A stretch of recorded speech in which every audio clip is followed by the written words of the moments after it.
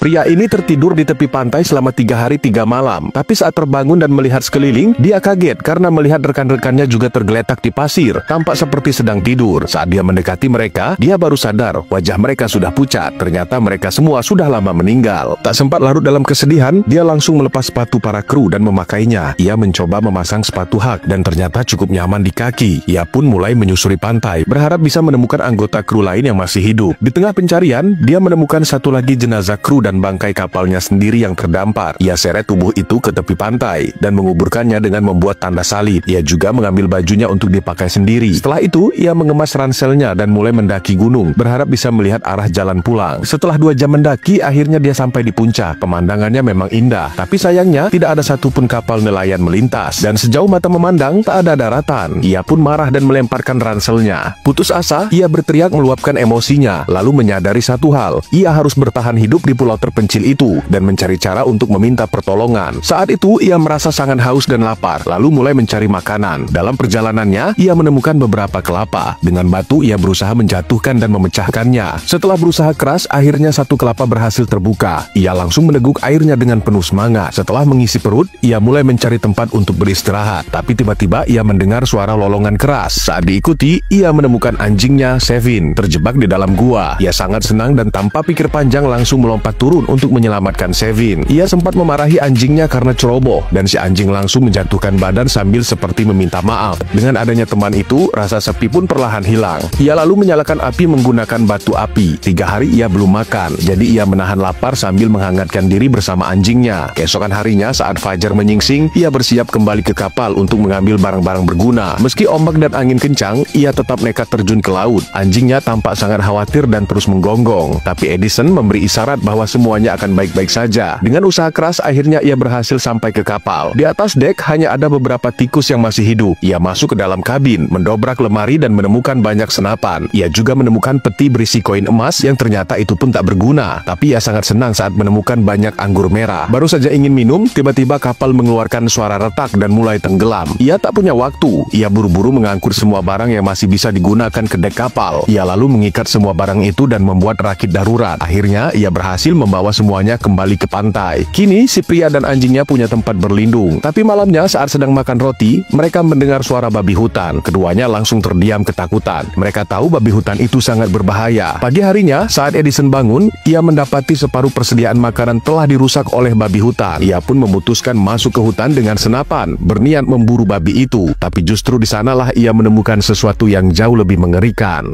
Untuk bisa meninggalkan pulau terpencil, pria ini membuat perahu. Dia memilih beberapa pohon yang kuat dan menebangnya dengan kapak, lalu memotong kayu itu menjadi papan-papan tipis. Sepanjang hari, Edison bekerja keras bahkan sampai larut malam, meskipun tangannya terluka dan berdarah. Namun setelah berhari-hari bekerja, tubuhnya mulai kekurangan protein. Meski begitu, ia berhasil menangkap beberapa bebek liar dari laut dan memeliharanya dalam kandang. Tak lama kemudian, ia bisa menikmati daging bebek bakar yang lezat. Aroma sedap langsung menyambar hidungnya. Edison mencabik sepotong daging dan memasukkannya ke mulut. Waktu pun berlalu. Perahu buatan Edison akhirnya mulai terbentuk. Untuk meluncurkan perahunya, ia meletakkan beberapa gelondongan kayu di bawahnya. Kemudian ia merebus lem dari resin dan mengoleskannya di sela-sela papan agar semua bagian perahu menyatu dengan kuat. Tak lama kemudian perahu pun selesai dibuat dan Edison sangat senang. Saat hendak meninggalkan pulau tak berpenghuni itu, ia mengambil jaket lamanya dari koper, bercermin, merapikan diri dan berdandan dengan rapi. Sebelum berlayar, ia menyalakan petasan untuk merayakan kepergiannya dari pulau itu.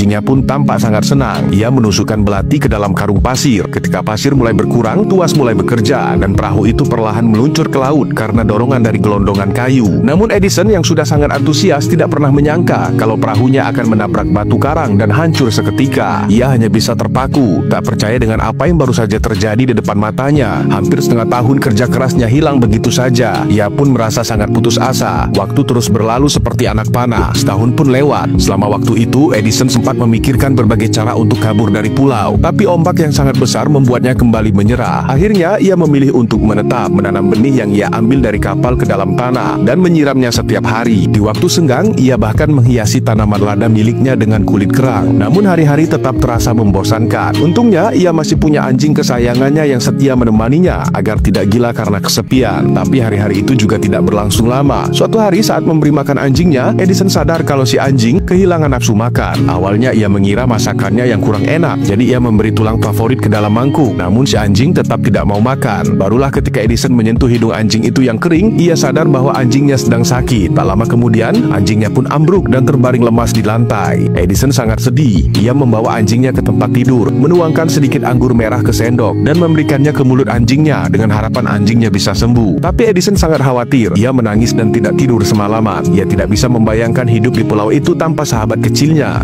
Ia hanya bisa berdoa agar Tuhan menyelamatkan anjingnya. Namun 2 hari kemudian, anjingnya tak sanggup bertahan dan pergi untuk selamanya. Dengan berat hati, Edison menggendong jasad anjingnya ke pantai dan menguburkannya di sana. Dalam kesedihan, Edison memukul ombak sebagai pelampiasan emosinya.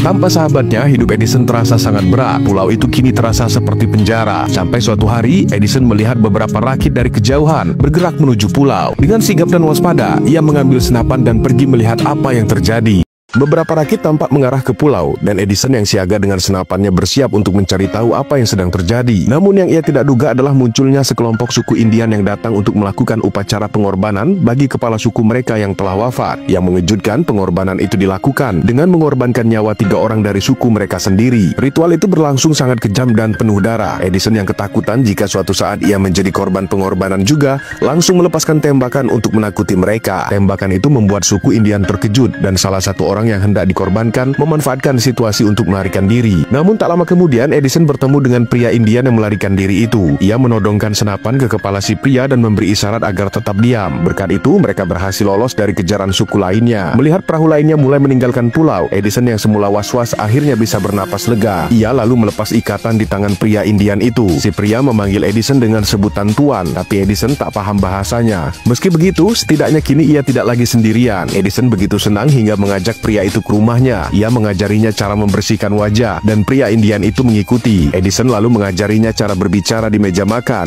dan mengucapkan beberapa kata dalam bahasanya sendiri. Malam harinya, karena khawatir pria itu akan kabur, Edison mengurungnya dengan engsel. Namun keesokan paginya, saat Edison bangun, pria Indian itu sudah tidak ada. Ia lalu melihat bercak darah dan menyentuhnya. Ternyata itu masih hangat. Merasa ada yang tidak beres, Edison mengambil senapannya dan mulai mencari. Benar saja, ia melihat asap putih mengepul dari dalam hutan. Dengan hati-hati, Edison masuk ke dalam dan menemukan sisa api unggun dengan tulang-tulang manusia di dalamnya. Edison yakin ini adalah perbuatan pria Indian itu. Ia mengikuti jejak darah dan menemukan kepala pria Indian. Edison sangat ketakutan hingga mundur perlahan. Tiba-tiba muncul sosok lain yang bergerak cepat. Edison melangkah maju dengan senapan siap menembak, tanpa sadar bahwa ia sedang masuk ke dalam jebakan. Ia pun tergantung di atas pohon, dan meski berusaha keras, ia tak bisa melepaskan diri. Akhirnya Edison diikat di batang pohon. Ia bertanya-tanya dari mana pria Indian itu mendapatkan bebek miliknya. Keesokan paginya, Edison terbangun dan mendapati ikatannya telah dilepas. Ia heran kenapa pria itu tidak mencelakainya. Saat kembali ke rumah, Edison baru sadar bahwa 3 ekor bebeknya hilang, dan ia tahu pasti siapa pelakunya. Ia pun mengambil senapan bersiap untuk membalas dendam. Saat 2 pria ini bertarung, mereka terjatuh ke rawa. Di sanalah mereka sadar bahwa mereka hampir mati. Tapi pria Indian itu sudah terbiasa dengan situasi seperti ini. Ia bersandar sejauh mungkin untuk menambah kekuatan dorong, lalu berenang menuju daratan hanya dengan beberapa kayuhan melalui semak-semak air. Tapi Edison tertinggal di rawa. Dalam keputusasaan, ia berusaha keluar, tapi rawa itu makin menenggelamkannya hingga hanya kepalanya yang tersisa di permukaan. Ia menatap pria Indian itu dengan mata memelas, berharap ada yang menyelamatkannya. Untungnya pria Indian itu baik hati. Ia langsung mengerti dan mendekati pohon, lalu menekan salah satu ranting besar dengan berat tubuhnya. Edison pun segera memegang ranting itu dan berhasil diselamatkan. Edison sangat senang seperti mendapat hidupnya kembali. Saat ia sedang membersihkan lumpur dari tubuhnya di tepi laut, ia melihat pria Indian itu mencuri bebeknya lagi. Tapi kali ini Edison tidak marah. Bagaimanapun pria itu baru saja menyelamatkan nyawanya. Beberapa hari kemudian, Edison pergi ke hutan dan menemukan si Indian sedang membuat rakit di dekat api arang. Ia pun mencoba mengajak bicara dan akhirnya tahu kalau nama pria itu adalah Andrew.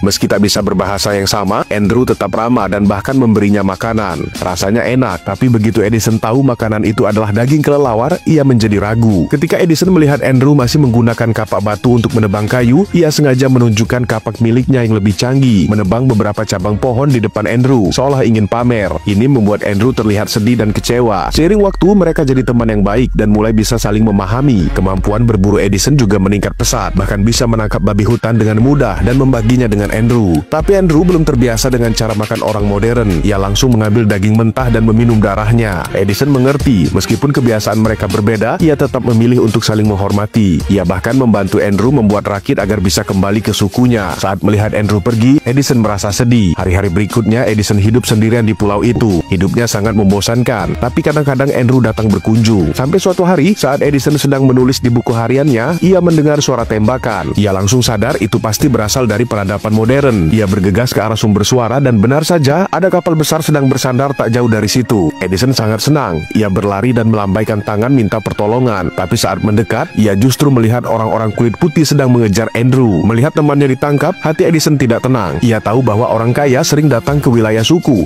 dan membawa penduduk asli sebagai budak. Edison pun berenang ke kapal besar itu. Sang kapten yang melihat Edison sebagai orang modern dan bisa berbahasa Inggris langsung mengundangnya ke dalam kabin. Edison menceritakan semua pengalamannya selama 5 tahun di pulau tersebut. Sang kapten percaya padanya. Menjelang pagi, saat semua kru tertidur, Edison naik ke geladak secara diam-diam dan membuka kandang tempat Andrew dikurung. Setelah mengucapkan salam perpisahan singkat, Andrew mengambil rakit yang sudah dipersiapkan Edison dan berhasil kembali ke sukunya. Akhirnya, setelah 5 tahun terdampar di pulau terpencil, Edison pun bisa kembali ke dunia modern.